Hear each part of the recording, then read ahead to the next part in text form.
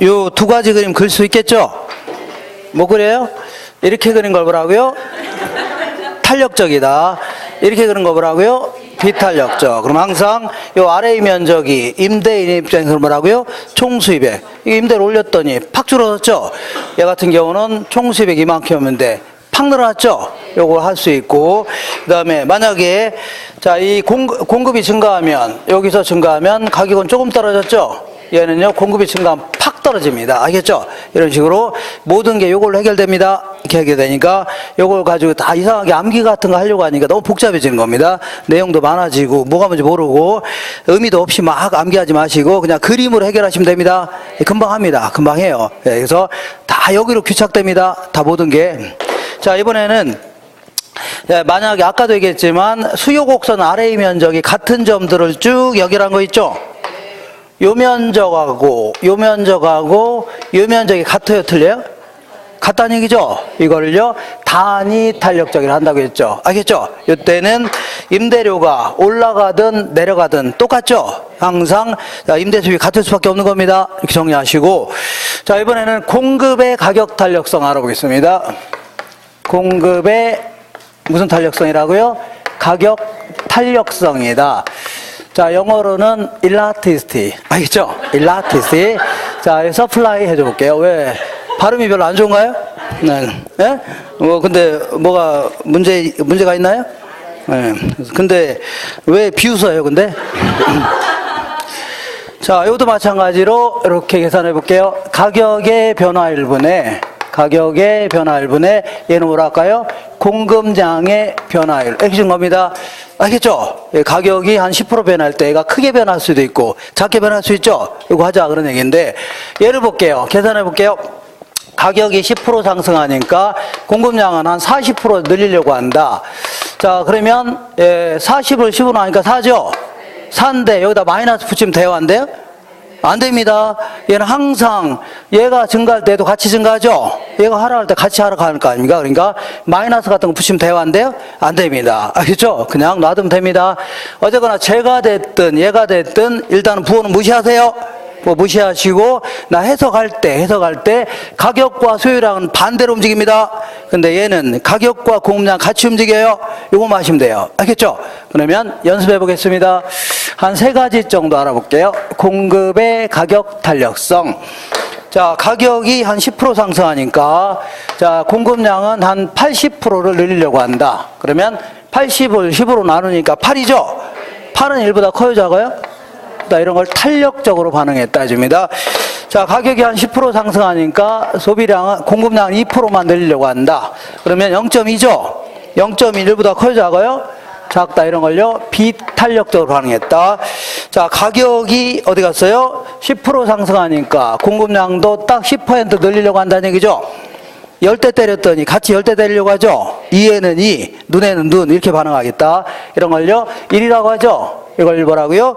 단위 탄력적이라는 겁니다. 알겠죠? 자, 다시 한번 정리할게요. 가격의 변화율에 비해서 공급량의 변화율이 크다. 이런 거 뭐라고요?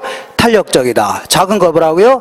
비탄력적. 똑같은 걸요 단위 탄력적. 구분할 수 있죠?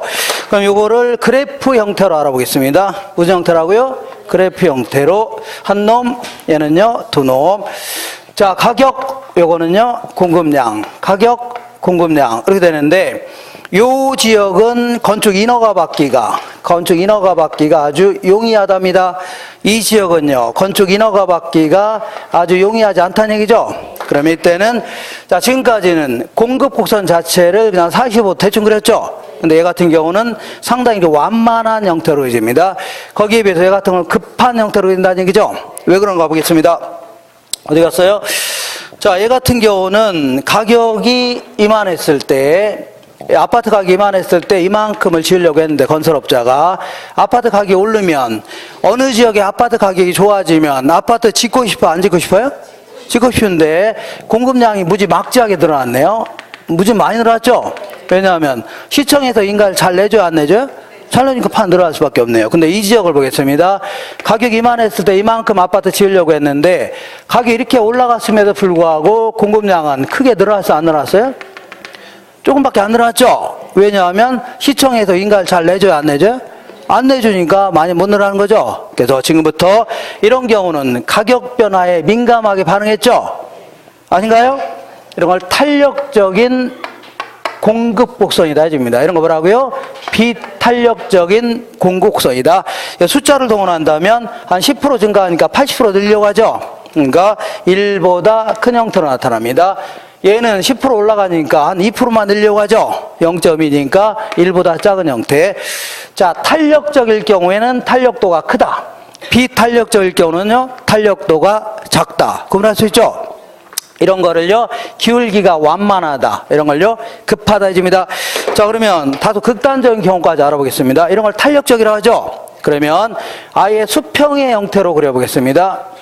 자, 얘는 가격이 눈곱만치만 올라가려 하더라도 무한대로 늘리겠다는 얘기입니다. 눈곱만치만 하락하더라도 무한대로 줄이겠다는 얘기예요. 미세한 가격 변화에도 극단적으로 변하겠다는 얘기죠. 이걸 완전 탄력적이다. 어떻게 하라고요? 완전 탄력. 그럼 얘는 비탄력적이죠. 그럼 아예 수직의 형태로 그려보겠습니다. 얘는 가격이 이만했을 때 이만큼 공급하려고 했죠. 이렇게 올라갔음에도 불구하고 그대로죠. 가격 변화에 얘는 움직여 안 움직여? 저는 안 움직이죠. 이걸요 완전 비탄력적이집니다. 뭐라고요? 완전 비탄력. 자, 그리고 요걸 원점이라 하는 겁니다. 뭐라고요? 원점에서 출발하는 직선의 경우 있죠. 이런 경우는 증명할 필요 없습니다. 그냥 암기하세요. 그냥 가격의 변화율과 공급량의 변화율이 항상 같아집니다. 그래서 1이 됩니다. 1. 알겠죠? 1이다. 이렇게 하시면 됩니다.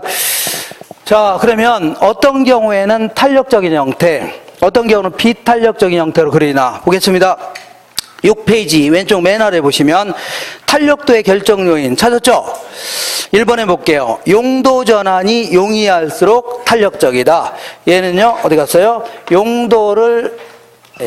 용도를 바꾸는 게 아주 용이하답니다. 여기는요, 용도 전환이 아주 곤란하다는 얘기죠?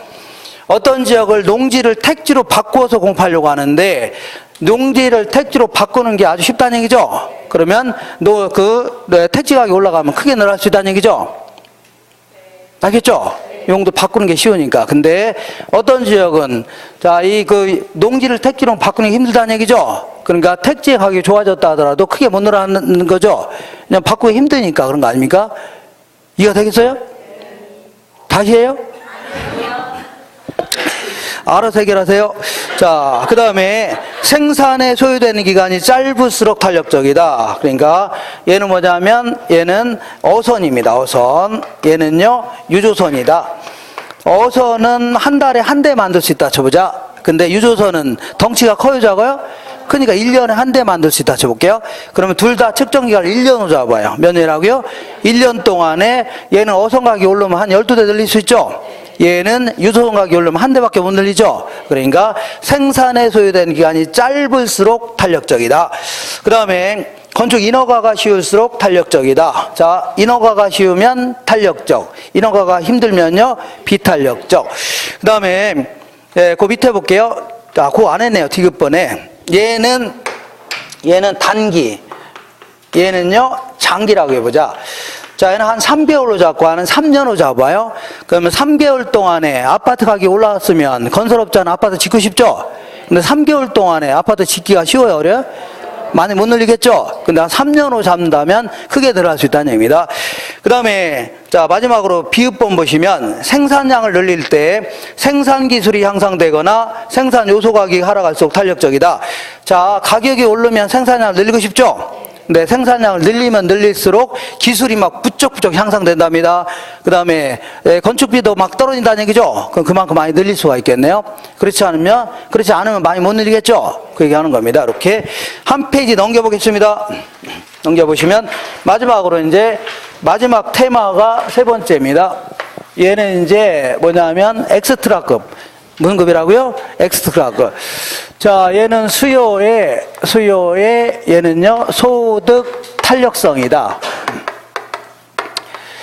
자, 그래서 얘는 소득이 변할 때 수요량이 어느 정도 민감하게 반응하느냐 하는 걸 나타내는 겁니다. 그래서 이것도 일라스티시티 인컴 이런 걸 씁니다. 인컴이라는 게 소득이라는 얘기입니다. 소득. 이것도 마찬가지로 이렇게 소득의 변화율분에 자, 수요량의 변화율. 이렇게 계산한 건데, 자, 제가 항상, 누차 계속 얘기할 거지만, 이게 수요의 변화냐, 수요량의 변화냐, 있죠? 이걸 구분하라는 문제에서만 구분하시면 돼요. 다른 데는 다 섞어서 얘기합니다. 다 섞어서 그냥 넓은 의미의 소비량이에요. 그러니까, 원래 소득이 변하면 수요가 변하는 건데, 이거 그냥 섞어서 막 씁니다. 넓은 의미의 소비량 해도 상관없는 거예요. 알겠죠? 그래서, 근데 얘는 엑스트라급이지만, 계산한 결과가 플러스가 나오냐, 마이너스가 나오냐가 중요합니다. 뭐가 중요하다고요? 플러스가 나오냐, 마이너스가 나오냐가 중요해요. 그러니까 자존심은 있습니다, 애들도. 자존심이 있어요. 그래서 얘는 플러스가 나오냐, 뭐가 나오냐고요? 마이너스가 나오냐, 중요합니다. 자, 볼게요. 갑이라는 사람은 대리에서 아까 뭘로 승진했다고요? 과장으로 승진했습니다. 승진하니까 이 석유 같은 경우는 잔뜩 구입하려고 하는데 연탄 같은 경우는 구입하려고 안 하려고요? 안 하려고 하겠죠? 그러면 자, 석유 같은 경우는 소득이 증가하니까 수요가 증가했죠? 이걸 정상재다 해집니다. 문제라고요? 연탄 같은 경우는 소득이 증가하니까 오히려 안 살려고 하죠? 이걸요, 열등제라는 겁니다. 문제라고요? 열등제다. 그러면 석유 같은 경우는 소득이 증가하니까 수요를 증가시켰죠? 그러니까 플러스를 플러스로 하니까 항상 플러스 형태로 나타납니다. 뭘로 나타난다고요? 플러스. 근데 연탄 같은 경우는 소득이 증가하니까 오히려 안 살려고 하죠? 그러니까 마이너스를 플러스로 나누니까 마이너스가 나옵니다. 0보다 작은 형태 있죠? 마이너스 이렇게. 자, 플러스로 나오는 걸요 정상제, 마이너스로 나오는 걸요 열등제 해줍니다. 자, 이번에는 수요의 교차 탄력성이다.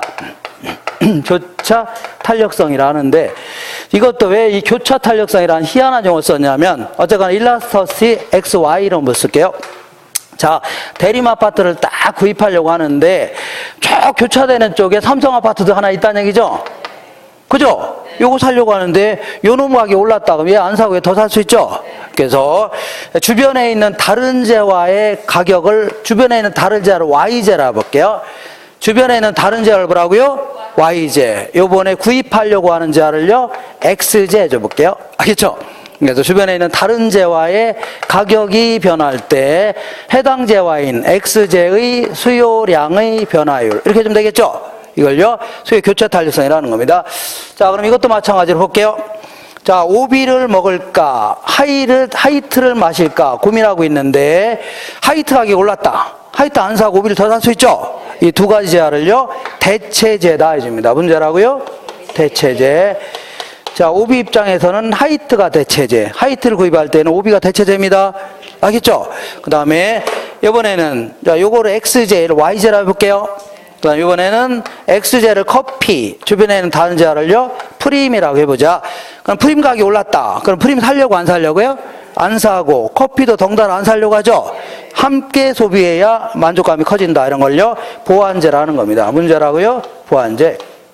그러면 하이트의 가격이 올랐습니다. 올릴 수 있죠? 그럼 하이트 살려고 안 살려고요? 안 사고 오비를 더 살 수 있죠? 그러니까 오비를 더 살 수 있네요. 알겠죠? 그러니까 플러스를 플러스로 나누니까 플러스 형태로 나타납니다. 어떻게 나타난다고요? 플러스. 자, 이번에는 프림의 가격이 올랐습니다. 뭐가 올랐다고요? 프림 가격이 올랐다. 그럼 프림 살려고 안 살려고요? 안 사고, 커피도 덩달아 안 살려고 하죠? 마이너스를 플러스로 나니까 마이너스 형태로 나타납니다. 뭘로 나타난다고요? 마이너스. 그러니까 플러스 형태를 나타내는 게 대체제, 마이너스 형태로 나타나는 걸요 보완제. 자, 지금까지 한 거를 문제를 통해서 확인해 보겠습니다. 문제를 통해서 6페이지 볼게요. 6페이지. 6페이지에 15번 찾았나요? 15번. 탄력성에 대한 설명이다. OX로 답해라. 장기보다는 단기일수록 탄력성이 작아진다. 얘가 됐든 단기적으로는 비탄력적입니다. 여기도 마찬가지로 단기적으로 비탄력적이에요. 자, 맞습니다. 탄력성이 작다는 얘기는 비탄력적이라는 얘기예요. 2번 볼게요. 용도가 다양할수록 탄력도는 작아지는 게 아니라, 자, 용도가 다양할수록 탄력적이라고 했죠? 자, 2번 틀렸네요. 자, 3번 보겠습니다. 수요가 비탄력적일 경우에 공급자의 전체 수입은 이런 걸 비탄력적이라고 하죠? 그러면 임대료가 올라가면 임대 수입 팍 늘어나는 겁니다. 볼 줄 아시나요? 다시 해요? 다시 하나도 못합니다, 지금은. 언제 이걸 하고 있습니까? 그냥 물어본 거예요, 그냥. 언제 이거 하고 있습니까? 그러니까 수요가 비탄력적일 경우는 이렇게 그려지죠? 이렇게 해줄 때는 공급자의 전체 수입은 임대료가 올라감에 따라서 증가하는 겁니다.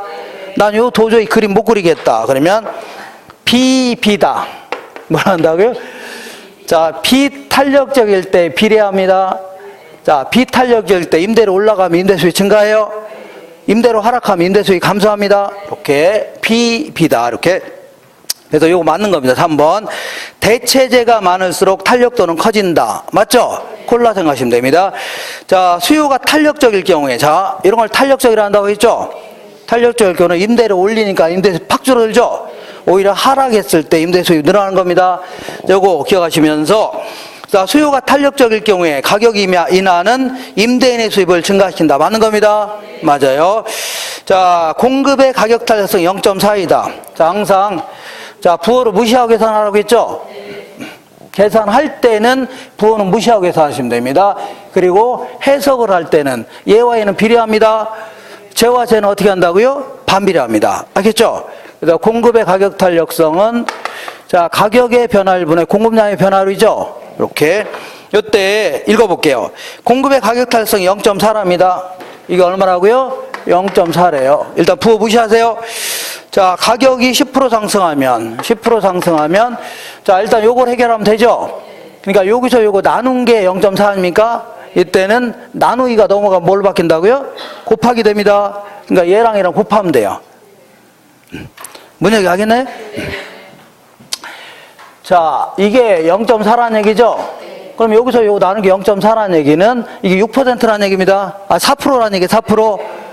근데 이거 어떻게 계산하냐? 얘랑 얘랑 곱하면 돼요. 그러니까 몇 프로라고요? 4%다. 이거 해석할 줄 아셔야 된다고 했죠? 지금 가격이 올랐다고 했어요? 하락했다고 했어요? 올랐죠? 그럼 얘는 같이 움직인다고 했죠? 공급량도 4% 증가하는 겁니다. 자, 그래서 공급량은 4% 감소가 아니라 증가합니다. 할 수 있죠? 증가다. 이번에는 수요의 가격 탄력성 알아볼게요. 요걸 얘기하죠? 요거 맞죠? 얘도 0.4다. 자, 수요의 가격 탄력성이 0.4인데 가격이 10% 하락했다. 일단은 그 부호를 무시하라고 했죠? 10% 하락하니까 얘는 여기 얼마가 돼요? 4% 되는 거죠? 얘랑 이렇게 곱하면 되죠? 4% 이거 해석할 줄 아셔야 됩니다. 자, 지금 가격이 올랐다고 해서 하락했다고 했어요? 하락했죠? 그럼 수요량은 4% 증가하는 겁니다. 4% 뭐라고요? 증가한다. 할 수 있나요? 항상 수요의 가격 탄력성은 반대로 움직입니다. 공급은요, 같이 움직이는 겁니다. 자, 할 수 있죠? 자, 이번에는 수요의 소득 탄력성 알아볼게요. 무슨 탄력성이라고요? 저기 적어볼게요. 수요의 소득 탄력성이 얼마라고 했어요? 0.4라고 했죠? 0.4인데, 자, 소득이 10% 증가하면 얘는 계산한 결과가 플러스가 나오냐 마이너스가 나오냐 중요하다겠죠? 그럼 플러스라는 얘기입니다. 이게 0.4라는 얘기는 얘는 플러스냐 마이너스가 주어집니다. 별 말이 없이 0.4하면 플러스 0.4라는 얘기예요. 알겠죠? 그러면 소득이 10% 증가했죠? 아, 이거부터 먼저 계산해야 되겠네요. 얘랑 얘랑 곱하면 몇 %예요? 4%인데 이거 해석할 줄 아셔야 되죠? 얘가 플러스라는 얘기는 얘가 증가할 때 같이 증가했다는 얘기입니다. 다시 해요? 네. 자, 볼게요. 다시. 자, 8번 볼게요. 수요의 소득 탄력성이 0.4일 때 소득이 10% 증가하면 수요량도 4% 증가합니다. 증가해요? 만약에 얘가 마이너스 0.4다. 그러면 10% 증가할 때는 줄어들었다는 얘기입니다. 네. 문 얘기 하겠나요? 다시 해요? 자, 이번에는 9번 볼게요. 9번 맞나요? 수요의 가격 탄력성이 0.4이다. 밑줄 쳐볼게요. 수요의 가격 탄력성이 0.4이다. 그럼 얘는 1보다 커요, 작아요? 작죠? 비탄력적이라는 얘기입니다. 뭐라고요? 비탄력적. 그러면 요거 비탄력적이죠? 이때는 임대료 올리는 계율이에요? 낮추는 계율이에요? 올린 계율이야겠죠? 그래서 자, 비탄력적일 때 임대료가 인상되면 매출액은 변하지 않는 게 아니라 매출액은 증가한다 해줘야 돼요. 매출액은 뭐라고요? 증가한다. 이렇게 그 다음에 10번도 똑같은 겁니다. 수요의 가격 탄력성이 0이다. 밑줄 쳐볼게요. 수요의 가격 탄력성이 0이라는 얘기죠? 얘는 어쨌거나 1보다 커요, 작아요? 작죠? 그러니까 이것도 비탄력적인 경우입니다. 어떠라고요? 비탄력적. 자, 비탄력적일 경우는, 자, 임대료가 올라가면 임대수익이 증가한다고 했죠? 그러니까, 임대료가 인상하면 매출액은 변하지 않는다가 아니라 매출액은 증가합니다. 증가해요? 지금 저 혼자 떠드는 거 아니겠죠? 네, 그래서, 자, 이번에는 11번 볼게요. 공급이 증가할 때 수요의 가격 탄력성이 비탄력적일수록 가격은 더 내린다. 자, 공급을 증가시켜봐요. 공급이 여기서 이렇게 증가하는 오른쪽이죠? 그럼 가격은 조금 떨어졌네요. 근데 예를 볼게요. 공급을 증가시켜봐요. 그러면 가격은 팍 떨어졌죠? 그러니까 공급이 증가할 때 수요의 가격 탄력성이 비탄력적일수록 가격은 더 내린다. 맞아, 틀려요? 맞죠? 자, 그럼 난 이 그림 도저히 못하겠다. 그러면 자, 보세요. 이런 걸 뭐라고요? 탄력적. 이런 걸 뭐라 비탄력적이죠? 그러면 공급을 증가시켜봐요. 여기서 이렇게 증가하니까 조금 떨어졌죠? 여기서 증가하니까 팍 떨어졌죠? 그죠? 난 이거 도저히 못 그리겠다. 그러면 암기하세요. 암기. 비더 탄덜이다. 비더 뭐라고요? 탄덜이다. 어디 영화, 중국 영화에 나오는 겁니다. 비더 뭐라고요? 탄덜이다. 자, 상대방이 비탄력적일수록 가격은 더 크게 변합니다. 탄력적일 때는 가격은 덜 변한다는 얘기죠. 탄력적일 때는 덜 변하죠. 비탄력 크게 변하죠. 비더 뭐라고요? 탄덜이다. 자, 이런 거 좀 제발 좀 하지 마세요. 괜히 제발 좀 하지 마시고. 자, 보세요. 아, 이거 몇 초 걸려, 이거. 이렇게. 이거 몇 초 걸려, 몇 초. 예? 이거 금방 그립니다. 맞죠? 공급을 증가시켜봐요. 여기서. 이렇게 증가하면 조금 내려갔죠? 팍 내려갔죠? 다시 해요? 못합니다, 다시. 자, 그 다음에, 자, 12번 보겠습니다. 수요가 가격에 대하여 완전 탄력적이다. 수요가 가격에 대하여 완전 탄력적일 경우는 이렇게 그려집니다. 했었죠? 자, 그러면 물어보는 게 뻔합니다. 공급을 증가시켜봐요. 그러면 가격은 변함이 있어 없어요? 없고 균형량만 증가하는 겁니다. 읽어볼게요. 자, 수요가 가격에 대하여 완전 탄력적일 때 공급이 증가하면 가격은 불변이고 수급량만 증가한다. 가격은 불변이고 뭐만 증가한다고요? 수급량만 증가한다. 할 수 있죠? 13번 볼게요. 수요의 소득 탄력성은 수요량의 변화율에 대한 소득의 변화율로 그 값이 플러스일 경우는 정상제, 마이너스일 경우는 열정제라는 얘기죠. 맞는 듯한데 뭐가 틀렸냐면 항상 수요량의 변화율에 대한 수요량의 변화율과 소득의 변화율 있죠. 바꿔놓으세요. 그러니까 소득의 변화율에 대한 뭐라고요? 수요량의 변화율 이렇게 줘야 됩니다. 알겠죠? 자, 항상 뭐뭐에 대한, 뭐뭐 분해, 뭐뭐 대비, 자, 뭐뭐에 이런 표현 나오죠? 이거 다 밑에 뭐뭐가 분모로 들어가야 됩니다. 뭐로 들어간다고요? 분모. 그러니까 소득의 변화율에 대한 뭐라고요? 수요량의 변화율 해줘야 돼요. 알겠죠? 그래 틀렸고. 자, 16번 보겠습니다. 16번. 다음은 부동산 공급에 관한 내용을 서술하였다. 틀린 걸 모두 골라라. 장기 공급 곡선의 경사도가 가파른 것은 단기적으로 가격이 상승한다 하더라도 공급량이 크게 늘어날 수 없기 때문이다. 이거는 장기 공급이 아니라 단기 공급 곡선에 이런 걸 단기라고 하죠. 이런 걸 장기라고 하죠. 단기 장기를 따진다면 얘들이 이런 걸 급하다 하는 겁니다. 그래서 단기 공급 곡선의 경사도가 가파르다. 이런 거 가파르다. 이런 거 뭐라고? 완만하다 해주는 거예요. 그러니까 가파른 것은 단기적으로 가격이 상승한다 하더라도 공급량이 크게 늘어날 수 없다는 얘기죠. 맞아, 이렇게 해줘야 돼요. 그러니까 장기가 아니라 뭐라고요? 단기로 해줘야 돼요. 2번 볼게요. 니은번에 기술의 변화, 소득의 변화, 생산비의 변화는 공급 곡선을 이동시킨다. 뭐가 틀렸냐면 소득의 변화 있죠? 요거는 수요 곡선을 이동시킵니다. 수요의 변화입니다. 뭐의 변화라고요? 수요의 변화율입니다. 한 장 넘겨볼게요. 디귿번 보겠습니다. 자, 요거는 자, 개별 수요 곡선은 그냥 개별 수요 곡선 이렇게 그려집니다. 갑을. 근데 이걸 전체 합치게 되면 아무래도 완만한 형태로 그려집니다. 알겠죠? 그러니까 개개인들의 수요 곡선을 전부 다 합친 거 있죠? 이거 시장 전체의 수요 곡선은 상당히 완만한 형태로 그려집니다. 그림이 그렇게 되는 거예요. 자, 암기하세요. 그냥 기억하시면 됩니다. 디귿번 볼게요. 시장의 공급 곡선은 개별 공급 곡선의 수평적인 합계이므로 시장의 공급 곡선이 개별 곡선보다 더 급하게 그려지는 게 아니라 완만하게 그려진다 해줘야 돼요. 알겠죠? 완만하게. 공급도 마찬가지입니다. 자, 대림이 이렇게 그려지고 그다음 삼성이 이렇게 그려진다. 그럼 합치면요 이렇게 그려집니다. 완만하게 그려집니다. 이렇게. 그 다음에 뒤에 리을번 보겠습니다. 주택의 공급 곡선을 우측으로 이동시키는 요인으로는 공법상의 규제를 완화하겠다. 그린벨트 해제하겠다. 그러면 공급이 증가할 수 있죠. 아파트만 지을 수 있는 거 아닙니까? 생산 요소 가격이 하락했다. 이것도 공급이 증가할 수 있는 겁니다. 그리고 후분양 제도의 전환, 이게 틀린 겁니다. 선분양 제도에 전환해줘야 돼요. 알겠죠? 그러니까 후분양으로 하게 되면 자, 이 그 완성된 다음에 팔아야 되는 거죠?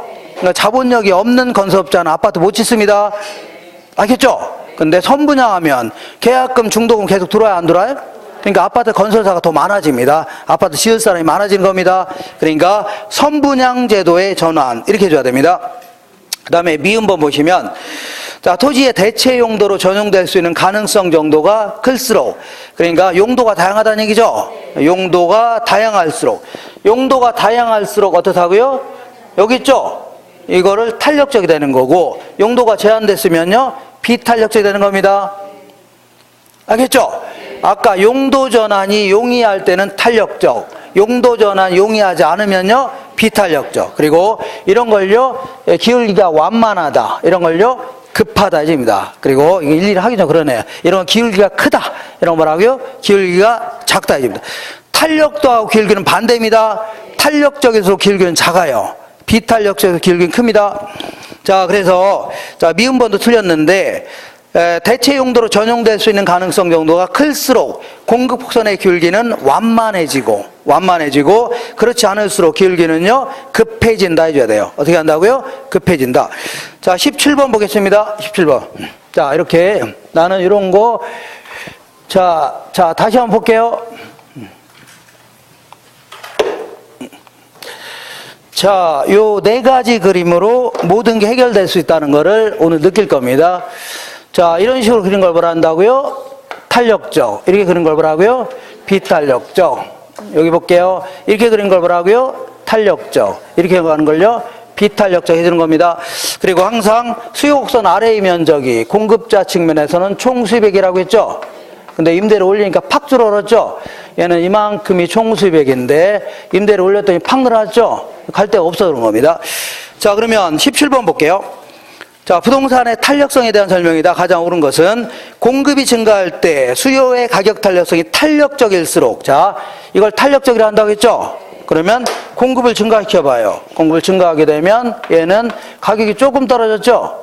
얘는요, 공급이 증가하면 팍 떨어졌죠? 맞지 않나요? 그래서 공급이 증가할 때 수요의 가격 탄력성이 탄력적일수록 균형 가격은 더 하락하는 게 아니라 덜 하락한다. 탄력적일 때 덜 하락하죠? 비더 탄 덜. 비더 탄력적일 때 덜 변한다고 했죠? 비더 탄 덜.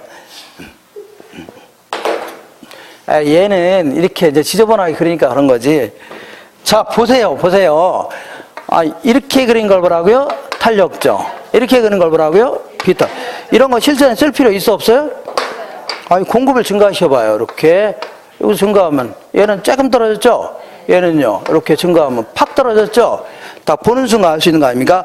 2번 볼게요. 토지의 공급이 완전 비탄력적이다. 자, 그러면 이렇게 그린 걸 완전 비탄력적이라 한다고 했죠? 물어보는 게 뻔합니다. 수요가 증가하면 가격만 상승하는 겁니다. 뭐만 상승한다고요? 균형량은 변함이 없는 겁니다. 2번 볼게요. 토지의 공급이 완전 탄력적일 때 수요가 증가하면 가격은 변하지 않는다가 아니라 가격만 상승한다. 뭐만 상승한다고요? 가격만 상승한다. 그 다음에 용도 전환이 용이할수록 공급의 가격 탄력성은 더욱 비탄력적이 아니라 용도 전환이 용이할수록 탄력적이라는 거겠죠. 더욱 탄력적이 된다 해줘야 됩니다. 자, 이번에는 이 수요가 완전 탄력적일 때, 이것도 아까 했던 것. 자, 수요가 완전 탄력적일 때는 어떻게 그려져요? 이렇게 그려지죠? 그럼 물어보는 게 뻔합니다. 공급을 증가시켜 봐요. 그러면 가격은 변함이 없죠? 균형량만 증가하는 겁니다. 이렇게. 자, 읽어볼게요. 수요가 완전 탄력적일 때 공급이 증가하면 균형 거래량은 증가하고 균형 가격도 상승하는 게 아니라 균형 가격은 불변이다. 균형 가격은 뭐라고요? 불변이다 해줘야 돼요. 그 다음에 수요가 증가할 때 공급이 탄력적일수록 균형 거래량은 더 많이 증가한다. 이거 맞는 겁니다. 자, 수요를 증가시켜봐요. 어디 갔어요? 수요를 이렇게 증가하면, 증가할 수 있죠? 수요를 증가하면, 얘는, 그러니까 그림을 자꾸 그리라는 이유가, 얘는 가격을 물어보는 게 아니라 균형량을 물어보는 거죠? 균형량은 얘는 팍 늘어났네요. 팍 늘어났죠? 얘는 균형량 조금 늘어났죠? 그러니까 아까 가격하고는 거꾸로 해줘야 됩니다. 그러니까 수요가 증가할 때 공급이 탄력적일수록 균형 거래량은 더 많이 증가하는 겁니다. 알겠죠? 이걸 자꾸 암기하려고 하다 보니까 너무 헷갈리는 겁니다. 그러니까 이거를 자꾸 그림 4가지를 그릴 줄 아시면 돼요. 한번 시도해 보세요. 그러면 4가지를 가지고 시도하는 게 가장 안전하고 가장 빠르고 가장 정확히 답을 할 수 있습니다. 알겠죠? 이렇게. 그렇지 않으면 나는 네가 얘기하는 거 모르겠다. 그러면 종전에 암기했던 거 있죠? 그대로 하세요. 하시고. 그렇지 않으면 요 4가지 그림 있죠? 연습해 보세요. 다 해결됩니다. 다 해결돼요.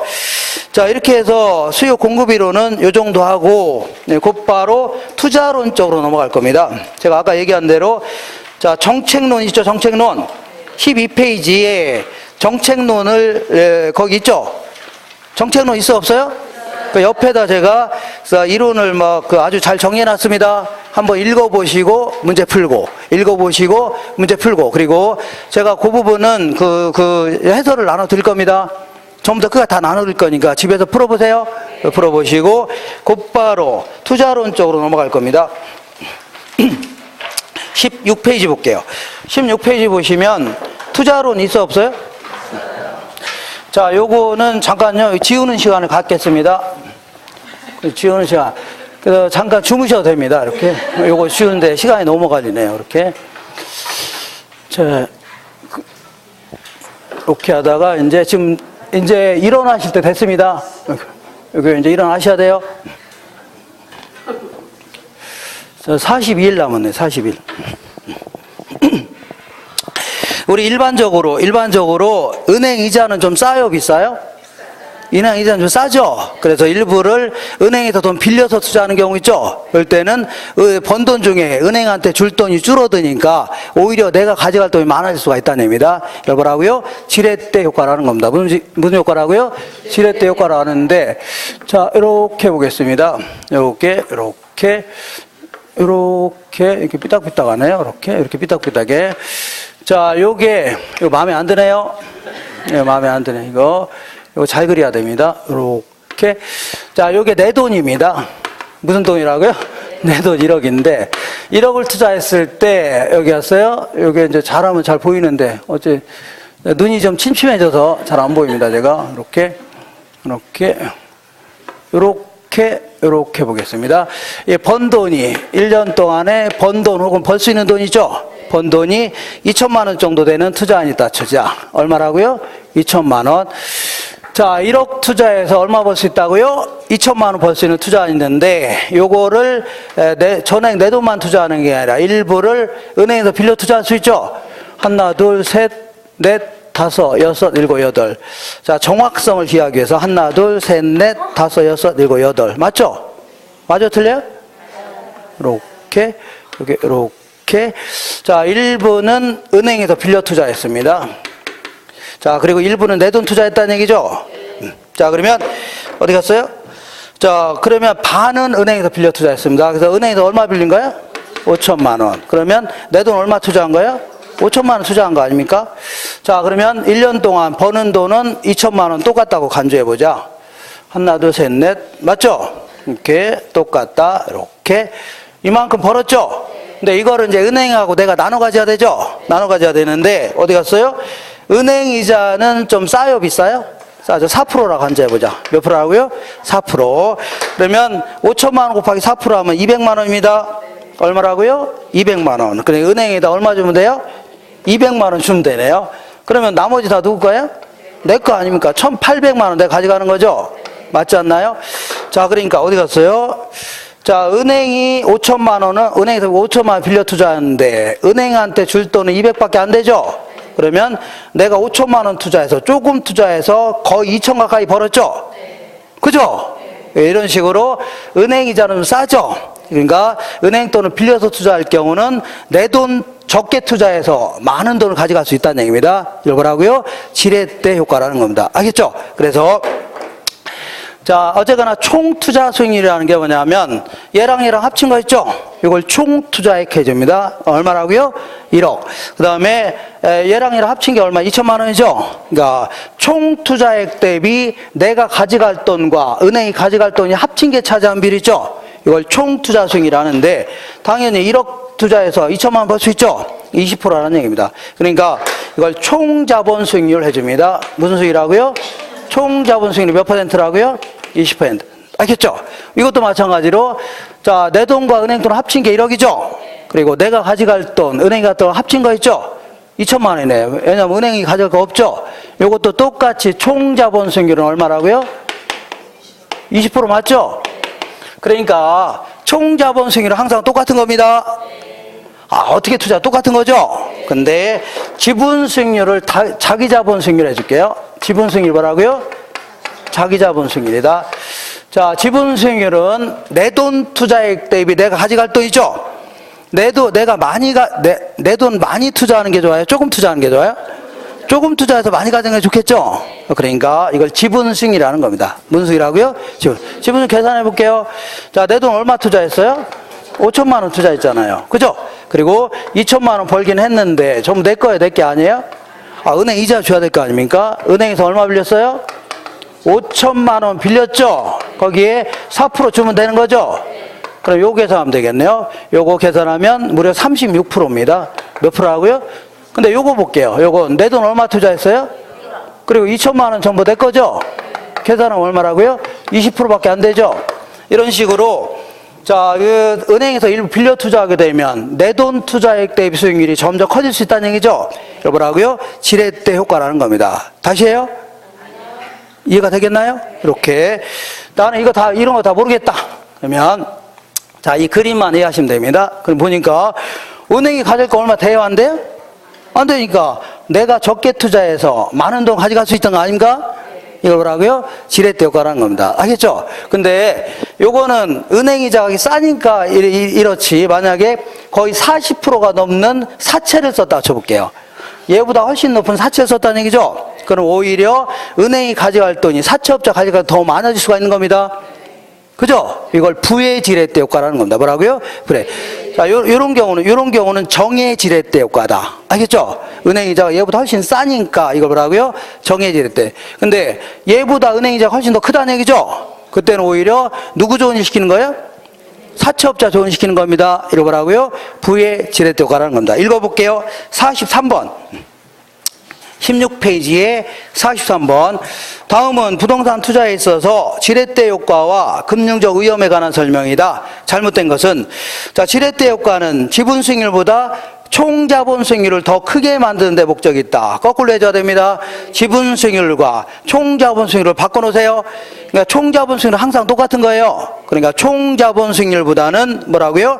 지분 수익률을 더 크게 만드는 데 목적이 있는 거예요. 자, 1번 틀렸고 2번 볼게요. 부채 비율이 크면 클수록 일반적으로 지분 수익률이 증가하고, 그 다음에 제가 일반적으로 은행 이자율이 싸죠? 그러니까 지분 수익률이 증가합니다.